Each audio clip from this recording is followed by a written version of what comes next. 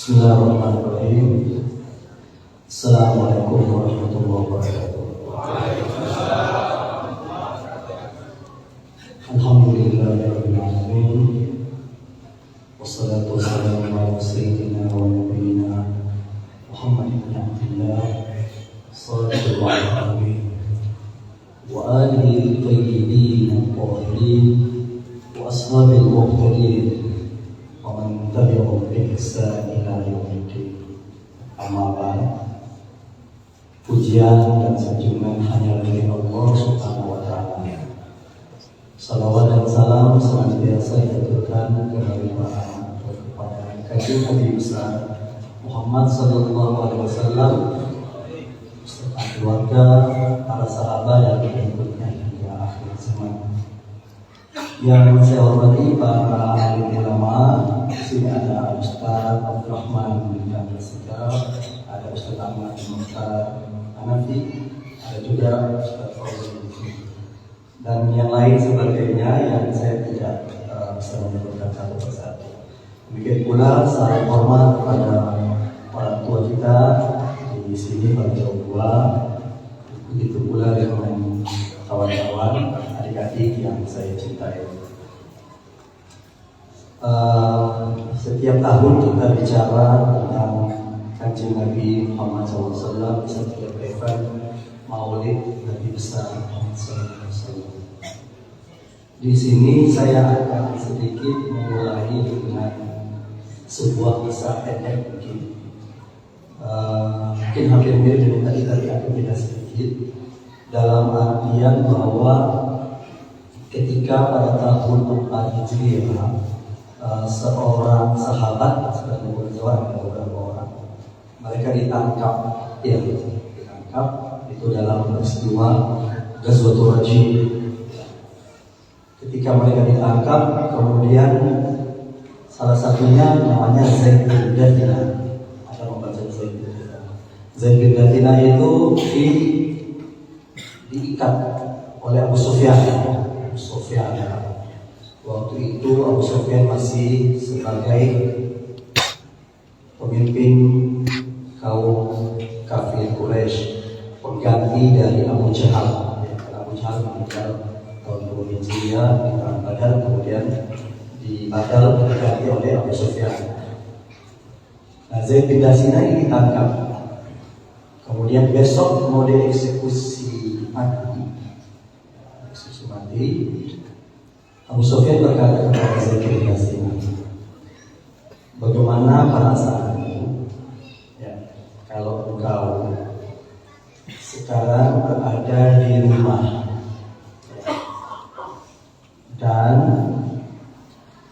Rasulullah atau Muhammad itu mengganti posisimu di sini. Zaid bin Dathina mengatakan, demi Allah, saya tidak rela ketika saya bebas dan Kanjeng Nabi SAW di Madinah itu kakinya tertusuk duri. Jadi saya tidak rela, kata Zaid bin Dathina. Setelah itu kemudian eksekusi. Banyak kisah tentang kecintaan para sahabat, kecintaan para ulama, berkaitan dengan bagaimana mereka mencintai Kanjeng Nabi SAW. Saya ambil lagi satu yang dinukil oleh Syekh Kiai Hashim Asy'ari di dalam kitab beliau An-Nurul Mubin fi Mahabbati Rasulullah SAW atau fi Mahabbati Nabi SAW. Di situ menceritakan bagaimana Umar bin Abdul Aziz. Sayyidina Umar bin Abdul Aziz ini yang sering disebut sebagai Khulafaur Rasyidin yang keenam, mengatakan kelima. Keenam. Nah, beliau Umar bin Abdul Aziz ini waktu itu beliau mau wafat. Rupanya beliau mendapatkan beberapa adfar Nabi Sallallahu Alaihi Wasallam. Ada buku-bukunya Nabi Sallallahu Alaihi Wasallam yang beliau peroleh mungkin dari beberapa sahabat. Karena Abdullah yang Umar bin Abdul Aziz ini adalah seorang tabi'in. Jadi dia tidak mendapati Nabi. Ya, dia tidak mendapati Nabi, tapi dia mendapati kanjeng para sahabat Rasulullah SAW. Kata beliau, kalau saya mau meninggal atau saya sudah meninggal nanti ketika dikuburkan, tolong tubuhnya Nabi itu dimasukkan di dalam kafan saya supaya saya dikuburkan dengan agar apa tadi itu? Dalam perspektif beliau, agar beliau itu selamat dari azab kubur dan seterusnya. Ada keyakinan, ya stresinya jadi ada keyakinan di dalam hati para tabi'in, para sahabat tadi tentang kanjeng Nabi Muhammad SAW. Pertanyaan yang paling mendasar sebenarnya adalah mengapa mereka bisa seperti itu? Pertanyaannya kenapa mereka bisa seperti itu? Kenapa mereka bisa seperti demikian mencintai kanjeng Nabi, membela habis-habisan dan seterusnya? Kenapa? Ini pasti tidak lain dan tidak bukan karena dari diri Nabi. Kalau kita ini, saya pribadi itu masih jauh dari halal Rasulullah SAW. Tetapi para sahabat itu karena melihat ada sesuatu yang unik dari kanjeng Nabi, maka mereka membela mati-matian, mempertaruhkan jiwa, raga dan juga hartanya untuk kanjeng Nabi Muhammad SAW. Kalau kita mungkin dari Imam Nawawi 431 sampai 476 Hijriah, Muhyiddin Yahya bin Syaraf Nawawi, di situ beliau menyatakan bahwa Rasulullah SAW itu kalau kita membahas tentang cinta, konsep cinta, kalau kita bahas tentang cinta berarti cinta itu adalah ringkas. Itu sebenarnya beliau juga mengutip kepada ulama lainnya. Salah qadiyah yahsubi yang di sana Imam An-Nawawi ini menyatakan bahwa yang disebut cinta itu al-mail, cenderung kepada yang dicintai karena ada faktor-faktor tertentu. Jadi kita cenderung kepada sesuatu karena ada faktor tertentu. Kalau adik-adik lihat, oh HP Oppo itu bagus ya, karena ada apa? Ada fiturnya yang banyak, kira-kira begitu ya. Nah, kata Imam Nawawi, kecintaan itu dibangun dengan 3. Pertama hissiyah. Hissiyah itu panca indera. Manusia karena dia itu adalah terdiri dari materi, maka dia menyukai sesuatu yang berbau materi. Materi di sini bukan dalam arti saja uang ya, tetapi benda. Ya itu sudah pasti. Nabi Musa waktu itu, ya Allah, bagaimana aku bisa melihat ini? Karena Musa adalah Nabi Musa adalah manusia. Dia ingin melihat Allah seperti dia melihat tumbuh-tumbuhan, seperti dia melihat masjid dan seterusnya. Di sini berarti kata Imam Nawawi ada hissiyah di sini, ada secara panca indera. Sahabat itu melihat dan mendengar dari Rasulullah SAW. Kalau kita orang awam, lawan jenis, kita melihat wanita yang cantik itu pasti orang tertarik. Begitu juga perempuan melihat laki-laki yang juga pasti tertarik. Dan itu adalah alami, sangat alami, karena manusia secara hisiah tadi itu. Nah, Nabi secara hisiahnya tadi itu, memang Nabi itu sangat menarik. Ya, Abid Malik yang memberikan keterangan beliau itu seperti bulan misalnya ya. Dan banyak keterangan lainnya yang bisa kita baca di dalam Syama'il. Ini berarti Nabi sudah memiliki. Pertama. Yang kedua, orang bisa tertarik dengan sesuatu itu kalau sesuatu tersebut itu bisa memberikan manfaat. Bisa memberikan manfaat. Ya. Kita membeli pulpen, karena ada manfaatnya. Tidak mungkin kita membeli sesuatu tidak ada manfaatnya. Tidak ada faedah mafi faedah, tidak mungkin. Nahnu nashta al-qalam. Tidak mungkin.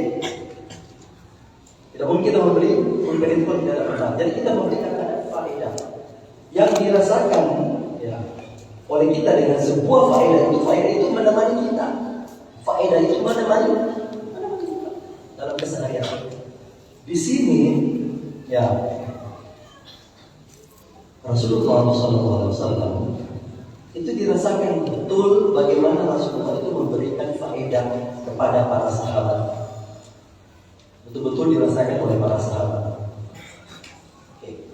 Yang ketiga, dan ini yang paling tertinggi mungkin, adalah bagaimana atau cinta itu kita bisa tertarik dengan sesuatu karena secara hisiah tadi ada faedah, kemudian ada sesuatu yang lebih besar daripada faedah itu.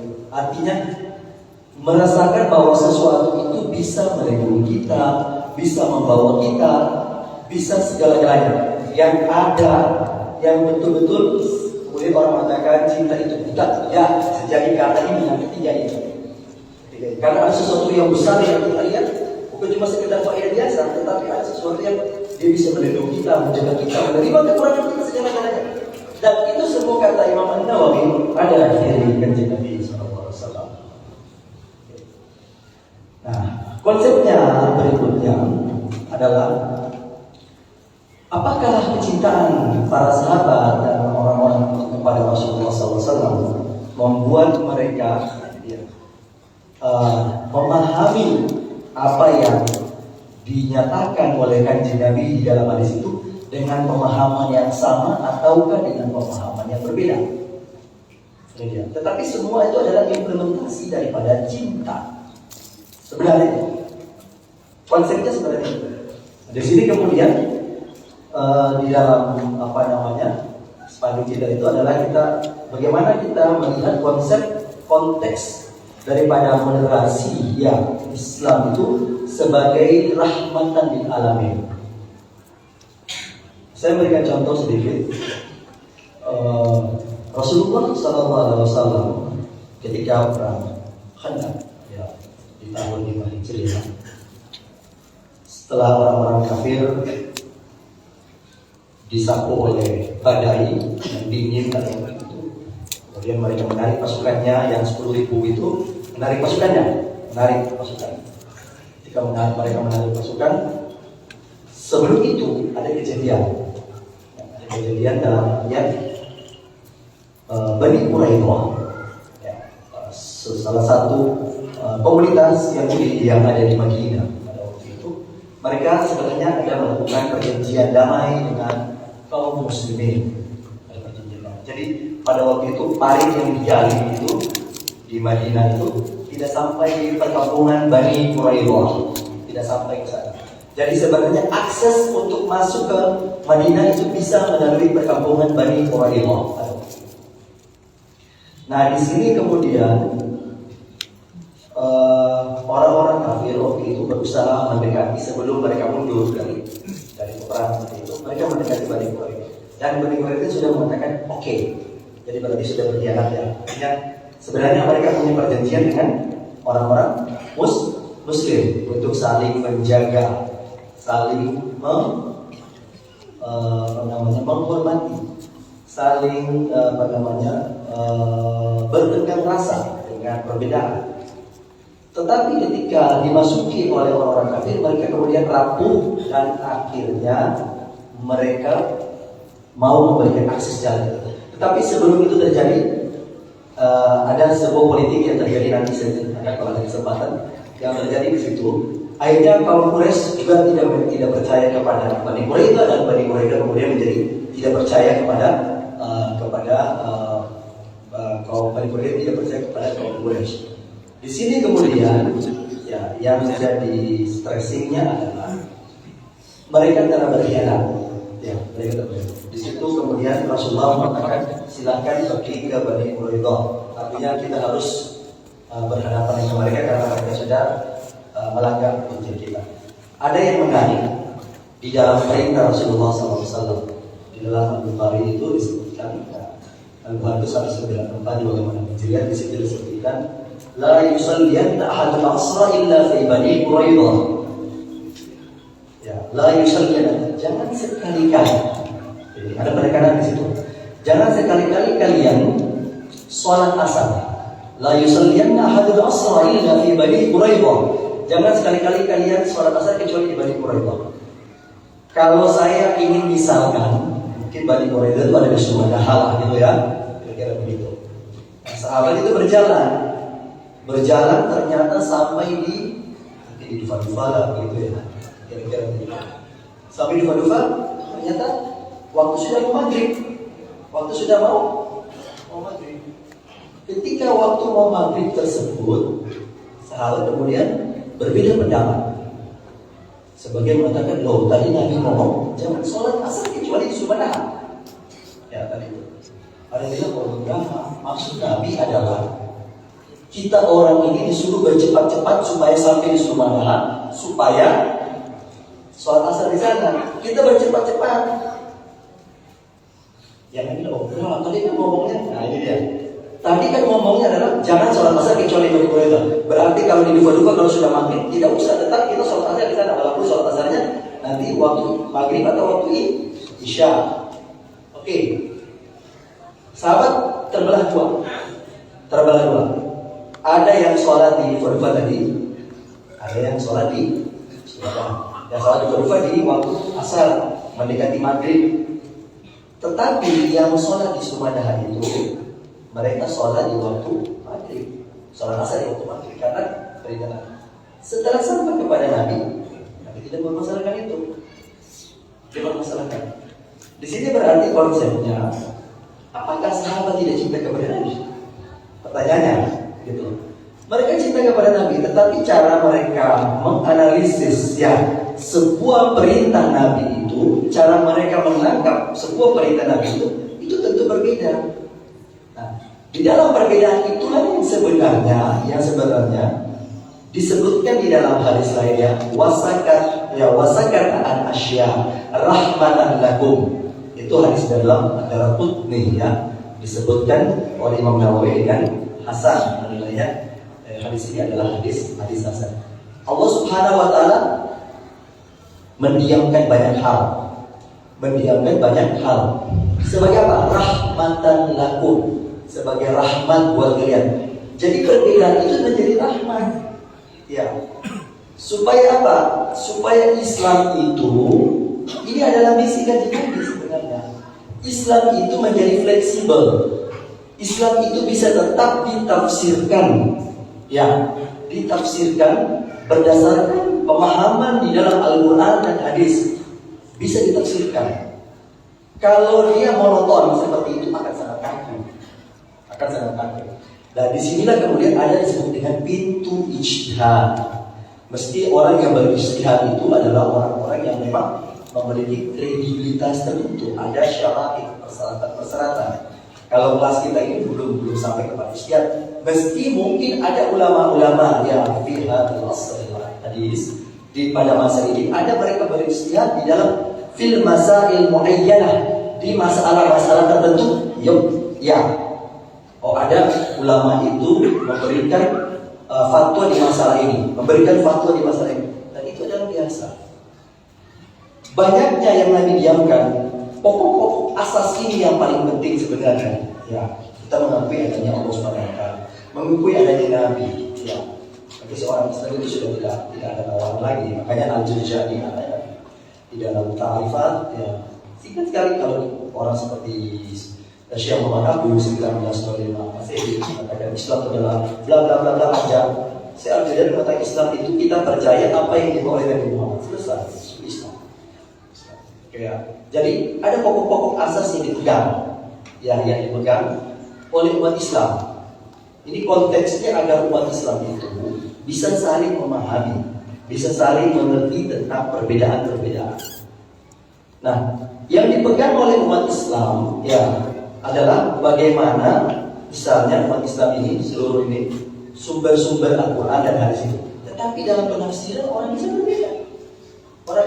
Selama penafsiran itu memiliki misalnya akal logika yang sehat, yang memiliki apa? Memiliki sumber-sumber yang kritikal. Ini yang kemudian sebenarnya dipelihara oleh para ulama agar supaya Islam tadi fleksibel, bisa dipraktekkan, ditatbik fi ayyi asrin, ya, di kapan saja, fi ayyi makan, di tempat mana saja. Itu bisa ditafsirkan, diimplementasikan. Kita ambil contoh misalnya, ketika Rasulullah SAW diutus, ya, pintu ijtihad, ya, ketika Kanjeng Nabi SAW diutus, beliau menyatakan misalnya puasa itu ya dari terbit fajar sampai terbenamnya matahari. Min tulu'il fajri tsani ila ghurubi syamsi, ya, terbit fajar sampai terbenamnya fajar yang kedua. Fajar shadiq, fajar yang kedua sampai terbenamnya matahari. Oke. Sekarang adalah problem ketika Makkah dan Madinah berada di posisi yang netral artinya dalam apa namanya bola ya, antara kita dengan Makkah itu tidak terlalu beda jauh. Ya. Kita berada di posisi khatulistiwa di tengah, Makkah itu di atas sedikit lah, kira-kira begitu ya. Itu kan berbeda dengan orang yang ada di kutub utara. Bagaimana mereka puasa? Nabi tidak memutuskan itu. Tapi Nabi sudah tahu ada informasi-informasi. Kemungkinan Nabi tahu, kemungkinan memang belum tahu. Tetapi kemungkinan kalau Nabi tahu kan ada informasi, ada alur perdagangan yang sampai di Mongol, yang sampai di Cina, yang di dalam sejarah dikatakan Jalur Sutra, itu Nabi sudah tahu. Jadi konteks-konteks para bangsa-bangsa yang pada waktu itu sebenarnya sudah ada informasi pada abad-abad itu. Abad 7 Masehi itu bukan abad yang kosong dari sebuah peradaban. Ya. Bukan berarti orang itu tidak tahu sama sekali pada abad itu. Kondisi pada waktu itu ada peradaban Romawi, ada peradaban Persia, ada peradaban India, ada peradaban Cina dan seterusnya. Jadi itu Nabi sudah tahu. Makanya kita kenal dalam riwayat lebih lima walau meski ini dalam perdebatan. Ya. Itu menunjukkan bahwa riwayat itu sudah ada. Bahkan di dalam Sirri Hisham Tahqiq tahun 2004 yang saya beli itu, pesantren kawan di Mesir pada waktu itu, Tahqiq Sirri Hisham, di situ ketika Abdul Muttalib menggali sumur Zam-Zam, di situ menemukan semacam sarung pedang. Dan sarung pedang itu oleh pentahqiqnya itu adalah berukiran Cina. Bayangkan. Berarti kan ada interaksi sebenarnya. Saya di sini saya hanya ingin membuka bahwa sebenarnya tadi itu dalam konteks-konteks seperti itu, dalam banyak hal Rasulullah SAW itu mendiamkan karena memang bukan hal-hal yang prinsipil. Itu yang paling penting sebenarnya dalam konteks ini, supaya kita paham tentang sebuah perbedaan. Di sini saya ulang lagi tadi, orang yang berada di kutub utara tadi itu, bagaimana dia cara berpuasa? Ulama yang zaman modern kita lihat di dalam Syartun, Muhammad Syartun dan seterusnya, Syekh Akbar dari Azhar Mesir pada waktu itu, dan beberapa ulama kemudian berijtihad.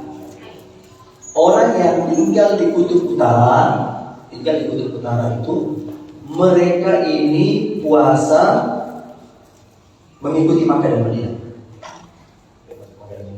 Jadi dia siang sudah masih kelihatan terang. Kalau makan Madinah buka, karena makan itu buka. Nah, itu ijtihad. Ya. Tetapi satu ulama mengatakan, oh enggak. Jadi begini. Karena ini adalah sesuai dengan logika dan empiris, masuk akal, sesuai syarat. Ya. Kemudian tadi para sahabat tadi melakukan logika tadi itu. Sesuai syarat, sesuai logika dengan data empiris di mana tempat yang berdekatan dengan tempatnya kutub utara tadi, katanya daerah, saya belum pernah sana ya. Siapa pernah pergi ke Skandinavia, ya, Norwegia, Denmark, seterusnya di bagian-bagian atas itu mereka, di waktu sangat sempit, kadang-kadang waktunya siang lebih sempit dan seterusnya. Sebaliknya, mengatakan itu berbuka di daerah yang dekat dengan mereka, berarti dekat dengan Ukraina. Jadi kalau Ukraina berbuka, maka di atas yang utara itu juga itu berbuka. Nah, ini keluasan Islam sebenarnya di dalam memanfaatkan yang Nabi katakan wasakataan asya, ya, mendiamkan banyak hal. Nah, konsep ini yang saya perlu lebih tegaskan karena ini terkait dengan konteks moderasi itu mengurangkan apa? Mengurangkan kekerasan, mengurangkan pemahaman yang seperti kecamatan kuda. Nah itu perlu kita haruskan. Kalau orang yang biasa belajar di pondok pesantren itu mestinya paham, karena di dalam kitab para ulama itu wakila dan dikatakan begini. Jadi ada pendapat ini banyak sekali, dan itu mereka sudah terbiasa dengan perbedaan ini. Maka kita harus melakukan itu.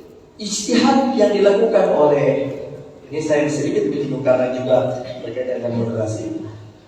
Ijtihad yang dilakukan oleh para pendiri bangsa ini, dalam konteks tadi. Orang sekelas Hadratus Syekh Kiai Hasyim Asy'ari ya, 1947 Masehi beliau meninggal, 1366 Masehi beliau Hijriah. Beliau ini merumuskan dan kemudian diterima. Artinya menganggap Pancasila itu tidak bertentangan dengan Al-Quran dan Hadis. Kenapa? Yang ulama lihat adalah apa?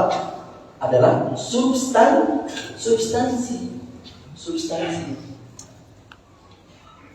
Sama dengan misalnya ini saya ambil contoh di dalam Al-Majmu' Syarah Muhaddzats Imam An-Nawawi ya. Misalnya itu banyak yang dibahas, tapi Imam Nawawi membuka itu ada contohnya yang mungkin lagi. Misalnya kalau orang suka menghayal itu kemudian dapat ikan yang wajahnya seperti binatang yang diharamkan itu, babi. Nah, binatang yang diharamkan tersebut ada ulama mengatakan tidak boleh dimakan karena wajahnya seperti itu ya. Tetapi ada orang bilang boleh karena pada hakikatnya dia adalah ikan, dia bukan binatang itu. Nah, di sini berarti yang dilihat adalah substansi. Bagaimana para ulama itu memahami substansi ya, kemudian melahirkan tadi itu. Anda lihat misalnya dari mulai sila pertama sampai terakhir itu jelas sekali ya. Kalau Anda lihat butir-butir dan seterusnya itu tidak ada pertentangan dengan Al-Quran dan Hadis, tidak ada sama sekali. Maka para ulama pada itu oke, normal ya. Dari kalau kita di akhirat itu guru tua, oke, tidak ada masalah. Akhirat tidak ada masalah dengan itu. Ya, tidak ada masalah. Pembahasan para ulama tidak ada masalah karena mereka melihat substansi yang ada di dalam Pancasila tadi. Nah, ini yang sebenarnya kita perlu mengikuti itu. Ya. Dan Rasulullah SAW, kita kembali tadi itu. Kenapa Rasulullah dicintai oleh sahabat? Karena ini. Karena Rasulullah tahu sahabat itu berbeda-beda. Sahabat itu ada yang begini, ada yang begini. Tapi Rasulullah oke lah, gitu loh. Selama itu hal-hal yang tidak kepada hal-hal yang substansi yang harus dirubah tadi, keimanan kepada Allah, keimanan kepada Kanjeng Nabi, keimanan kepada Al-Quran tidak dirubah, maka itu Rasulullah. Walaupun mungkin ada larangan-larangan tertentu yang kemudian di dalam kajian-kajian hadis itu larangan-larangan tersebut itu apa? Dipahami, ya. Dipahami larangan-larangan itu, misalnya ada yang haram, ada yang makruh. Tapi pada dasarnya di sini kita diajarkan bagaimana kita menerima perbedaan pendapat. Ini yang paling penting sebenarnya. Ini yang paling penting. Ya, Rasulullah SAW sebenarnya ketika masih telah memberikan ruang untuk hal ini. Dan ini kita kehilangan dalam konteks keindonesiaan. Sebenarnya kita agak kehilangan. Oke. Saya balik lagi ke belakang. Ketika Rasulullah SAW, ya, ini kita lihat tadi. Saya kembali ke perang Khandaq. Kalau tadi disebut oleh Ustaz Abdurrahman dengan Urwa bin Mas'ud, ada lagi Nu'aim bin Mas'ud. Nah, beliau ini pada terjadi perang Khandaq yang saya sebut dengan politik tadi itu. Rasulullah dia masuk Islam ketika di sela-sela terjadi perang, dan dia ini dikenal oleh Bani Quraidah, dan dia juga dikenal oleh siapa? Oleh kaum kafir Quraisy, dikenal. Nabi mengatakan, ini polanya Nabi dalam berpolitik, karena yang dihadapi adalah musuh yang nyata. Ya, musuh yang nyata ini musuh yang betul-betul menyerang Islam. Ya. Kemudian Nabi mengatakan, karena keislamanmu itu belum diketahui oleh sekutumu Bani Quraidah dan juga belum diketahui oleh orang kafir Quraisy, kamu tahan, kata Nabi. Jangan kamu menunjukkan. Kemudian Nabi mengutus tadi itu Nuaim bin Mas'ud diutus. Beliau meninggal itu kalau salah di perang Jamal, tapi beliau tidak di perang Jamal. Saat-saat sebelum perang Jamal tahun 13 tahun Hijriah. Nuaim bin Mas'ud ini kemudian masuk kepada Bani Quraidah. Tapi sebenarnya sebelum itu delegasi orang-orang kafir sudah masuk kepada Bani Quraidah. Sudah masuk dan orang Quraidah sudah memberikan akses jalan masuk kepada orang-orang kafir. Jadi berarti sudah ada pengkhianatan di sana ya. Di sini kemudian orang-orang yang ada ya di Bani Quraidah didatangi oleh Nuaim. Didatangi dan mengatakan, oh kalau kamu membuka jalan nanti kamu akan begini. Jadi dia melakukan apa? Provokasi putih. Saya menyebut dengan provokasi putih.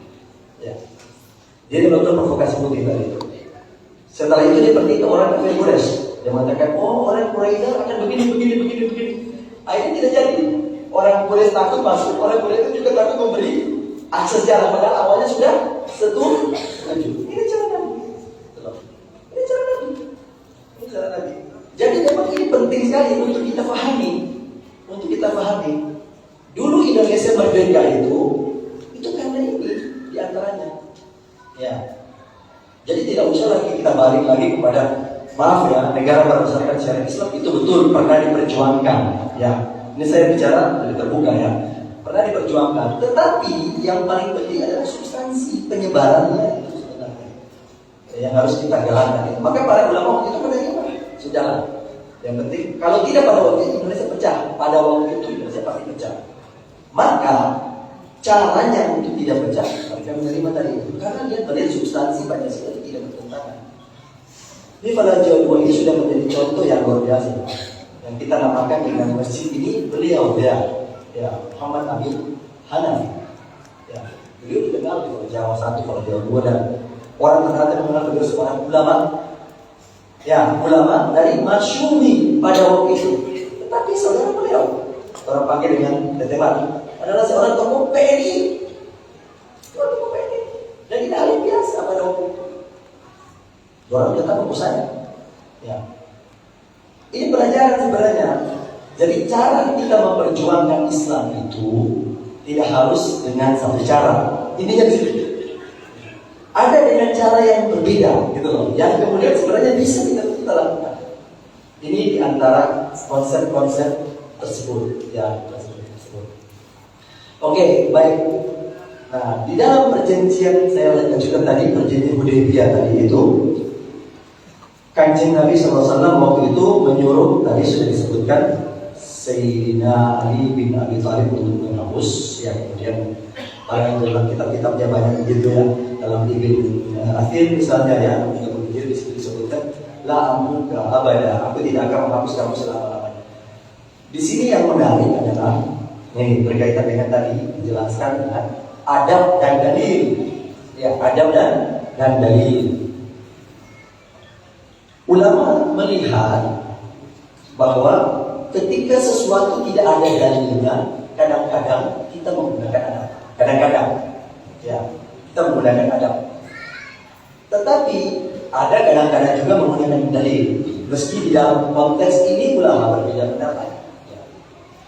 Kita ambil contoh hal-hal yang kita perdebatkan selama ini. Misalnya ya, apakah kita mengucapkan salawat Allahumma salli ala sayyidina Muhammad menggunakan sayyidina atau tidak? Ya, itu kan akan panjang lagi perdebatannya. Ada tidak perlu menggunakan sayyidina karena memang Nabi mengajarkan Allahumma salli ala Muhammad wa ali Muhammad seperti itu. Tetapi di dalam konteks lain Nabi pernah mengatakan ana sayyid waladi Adam. Aku adalah sayyidnya anak-anak Adam. Nah, di sini kalau dalam mazhab Syafi'i yang mana didahulukan? Ayyuhuma yuqaddim. Di antara dua ini mana yang kami dahulukan? Dalam mazhab Syafi'i itu dikenal dengan al-adab. Muqaddamu aula minad dalil. Adab itu lebih dahulu daripada dalil. Contohnya tadi itu Sayyidina Ali. Contohnya adalah Sayyidina Ali tadi. Rasulullah jelas memerintahkan hapus saya punya nama. Sayyidina bilang, "Dah." Apakah Rasulullah? Rasulullah perintah, hapus saya punya nama. Rasulullah itu dihapus. Kata Sayyidina bilang, saya tidak akan hapus. Itu perintah Nabi, jelas perintah Nabi. Jelas ya? Jelas. Tapi memang ulama lain dari mazhab Hambali dalil bukan jamu. Dalil itu lebih didahulukan daripada adab tadi itu dalam konteks seperti ini. Makanya mereka tidak menggunakan kata Sayyidina di dalam masalah. So, tidak ada masalah. Karena masing-masing punya dalil. Kalau tadi yang empiris ada datanya. Sama dengan ketika Sayyidina Abu Bakar sholat ketika Rasulullah mau wafat. Ya, Rasulullah keluar kemudian Sayyidina Abu Bakar keluar agak kaget karena melihat Nabi keluar seperti hampir sibuk ya, kira-kira begitu. Akhirnya apa? Akhirnya Rasulullah masuk, Sayyidina Abu Bakar mau mundur, kata Nabi, memberikan isyarat tetap di tempat. Kemudian Nabi sholat di samping Sayyidina Abu Bakar, sholat duduk. Sayyidina Abu Bakar maksudnya biar Nabi jadi imam, saya mengikuti tarian Rasul. Nabi selalu duduk. Tapi Abu Bakar dengan adabnya tadi mengikuti Nabi. Jadi ketika Nabi rukuk, baru Sayyidina Abu Bakar rukuk. Ketika Sayyidina Abu Bakar rukuk, orang-orang di belakang kemudian rukuk. Itu adab. Padahal sebenarnya kan tadi itu kata Nabi, kamu teruskan saja salatmu, saya cuma di samping kamu. Tapi kamu kan enggak. Tunggu Nabi rukuk. Jadi kadang-kadang memang seperti itu. Dan dalam konteks seperti ini bukan cuma didahulukan dan adab, didahulukan dengan kepentingan al-amiyah. Ya, al-hajjah al-ammah ya muqaddamah ala hajjah al-khassah. Hajat yang umum itu didahulukan daripada hajat yang khusus. Keselamatan bangsa itu jauh lebih besar daripada hanya kepentingan kelompok. Itu paling penting sebenarnya. Maka para ulama pada waktu itu tidak keliru. Orang sekelas Hadratus Syekh itu wali besar, disebut dengan Syekh Akbar. Mereka beristihad. Makanya ketika Belanda turun di Surabaya, kemudian resolusi jihad keluar. Siapa yang melawan penjajah, maka matinya adalah mati syahid. Itu kemudian membuat Bung Tomo berteriak Allahu Akbar. Semua orang di Jawa Timur kemudian melawan Belanda. Itu kenapa? Istihad para ulama. Mereka berusaha menyelamatkan Pancasila pada waktu itu. Jangan main-main. Menyelamatkan kemudian pada waktu itu kan sudah merdeka, tapi kemudian Belanda masuk. Istihad ini bukan main-main.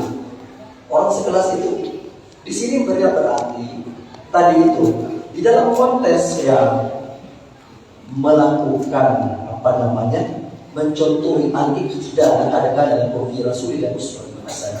Di dalam diri Rasul adalah petunjuk yang baik. Kalau petunjuk berkaitan dengan wa innaka la'ala khuluqin adzim, itu sudah sangat besar, sangat tinggi.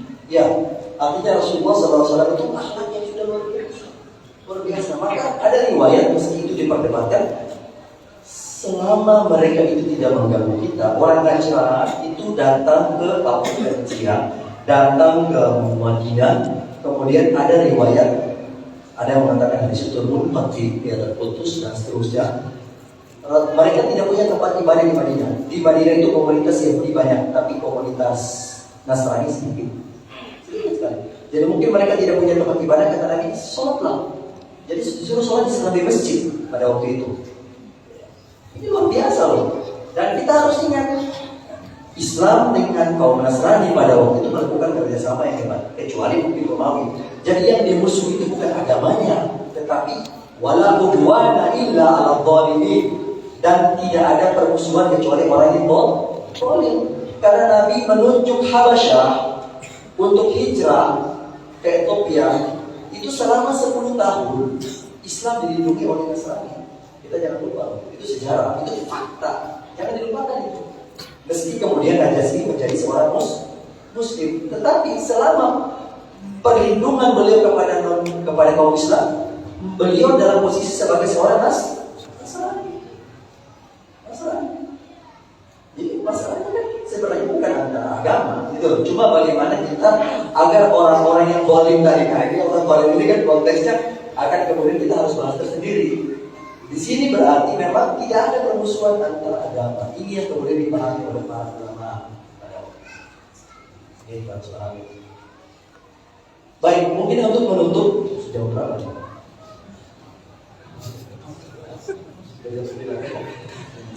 Ya. Jangan berkunjung. Baik. Oke. Ini saya tambahkan sedikit ya. Jadi tadi itu saya kembali kepada perjanjian Kanjeng Nabi dengan orang-orang kafir Quraisy di Hudaybiyah, Sulhul Hudaybiyah. Di Sulhul Hudaybiyah di situ jajaran Suhail bin Amr dan seterusnya. Ya, sudah disebutkan oleh Ustaz Muhammad tadi itu ya. Nah, yang menarik dari diri Suhail itu ada riwayat tadi itu kecintaan kepada Kanjeng Nabi. Kembali lagi ke situ. Karena cintanya kepada Kanjeng Nabi, meski pada awalnya dia membenci Nabi sampai menyuruh menghapus menghapus Rasulullah itu ya. Tetapi ketika Rasulullah wafat dan orang-orang di Yamamah itu murtad, ya orang-orang murtad pada waktu itu banyak. Orang Arab pada waktu itu juga sebagian mengikut ya orang Yamamah di situ. Suhail mengatakan kepada orang-orang Quraisy, kalian itu sudah terkebelakang masuk Islam. Jangan menjadi orang yang pertama menentang Islam lagi. Jadi sudah terkebelakang masuk Islam, masa kemudian menjadi penentang lagi. Jadi hari ini saya Suhail bin Amr akan tetap membela Islam. Itu karena cinta kepada Nabi meski Nabi sudah tidak ada. Karena tadi dia merasakan faedah dan manfaat. Nah, tadi ini kan ada sedikit berbeda. Ketika Rasulullah SAW tadi itu menyuruh Sayyidina Ali menghapus, kemudian Nabi menulis Muhammad bin Abdullah, itu ada mengatakan Nabi menulis sendiri, ada mengatakan tidak. Itu ada yang menuliskan Nabi mendiktekan dan Nabi, tetapi ada mengatakan iya Nabi menuliskan sendiri. Nah ini kemudian menjadi polemik di antara para ulama. Apakah Nabi bisa menulis setelah itu? Ada mengatakan Nabi bisa menulis karena diyakini oleh umat Islam ya bahwa Rasulullah SAW al-ummi itu adalah secara umum tidak membaca dan tidak menulis. Ya, bahasanya begitu. Ada yang mengatakan tidak membaca kitab-kitab sebelumnya, belum ada informasi seperti itu. Ada beberapa perbedaan para ulama di sana. Cuma dengan data tadi, data yang ketika Rasulullah SAW menyuruh Sayyidina Ali menghapus tadi Rasulullah, kemudian katanya riwayat tadi, saya ada beberapa riwayat Rasulullah SAW menulis atau memberikan itu kepada Suhail. Di situ ada mengatakan apakah Nabi menulis Al-Baji ya. Mengatakan Abu Walid Sulaiman bin Khalaf Al-Baji ya, ulama berbahasa Maliki dia dari Andalusia 474 Hijriah. Beliau mengatakan bahwa memang Nabi waktu itu sudah bisa menulis. Cuma yang paling penting adalah Nabi sudah bisa menulis atau tidak bisa menulis tetap tidak mempengaruhi daripada keaslian Al-Quran yang diyakini itu. Ya. Jadi mau menuliskah atau tidak menulis itu tetap bahwa Rasulullah SAW itu memang menerima wahyu dari Allah Subhanahu Wa Taala. Nah, ini. Saya hanya ingin memberikan gambaran-gambaran di dalam konteks ini bahwa sesungguhnya ya ketika kita beriktidal mengikuti Kanjeng Nabi Muhammad SAW ya tentu kita mengikuti itu dengan apa? Mencontohi Kanjeng Nabi. Tetapi di dalam mencontohi Kanjeng Nabi itu kita juga mengikuti para ulama. Ini paling penting nih. Karena ulama itu yang tahu cara mengambil istinbat. Kalau Anda bilang kita mesti mengikuti semua yang Nabi katakan itu betul, tetapi bagaimana cara kita mengikuti? Itu dengan para ulama. Walaupun ulama itu berbeda dengan ulama, karena mereka diberikan hak prerogatif untuk memberikan tadi itu tafsiran. Dan tafsiran itu insya Allah kalau apalagi sudah diyakini oleh jumhur ulama, insya Allah tidak ada masalah. Banyak hal kalau kita lihat di dalam sejarah para sahabat itu berbeda. Bahkan ada yang Rasulullah melakukan begini di zaman sahabat tidak melakukannya karena kondisi dan situasi yang berbeda seperti itu. Seperti tolak Kita bahas masuk sedikit di bab tolak. Di zaman Nabi, tolak itu terjadi satu kali. Mau ngomong 1000 kali juga terjadi satu kali. Tidak ada cerita. Jadi ada seorang laki-laki yang ngomong kepada istrinya, saya talak satu kali, selesai. Dan memang iya di zaman Nabi begitu. Di zaman Sayyidina Umar juga begitu. Tetapi di zaman Sayyidina Umar, ini bahaya. Konteks lagi. Kalau orang dibiarkan seperti itu, Nabi mempermudah. Jadi Sayyidina Umar menurut fatwa, siapa yang ngomong 3 kali, jatuh 3 kali. Padahal Nabi tidak pernah melakukan. Logikanya kan begitu ya. Tapi bagaimana untuk tadi kemaslahatan. Nah, kemaslahatan ini yang dijaga, yang kemudian Islam itu selalu menjadi berkembang, bisa selalu berkembang. Sebenarnya ini secara substansi tidak bertentangan dengan apa yang dibawa oleh Nabi SAW. Spirit tentang apa? Spirit tentang bagaimana kanjeng Nabi SAW membawa agama Islam ini sebagai rahmatan lil alamin. Itu yang penting. Baik, saya kira itu mungkin dari saya. Semoga bisa memberikan faedah, terutama buat diri saya sendiri. Ya, kebenaran itu pasti dari Allah Subhanahu Wa Taala. Kesalahan berasal dari diri saya pribadi. Demikian. Wassalamualaikum warahmatullahi wabarakatuh.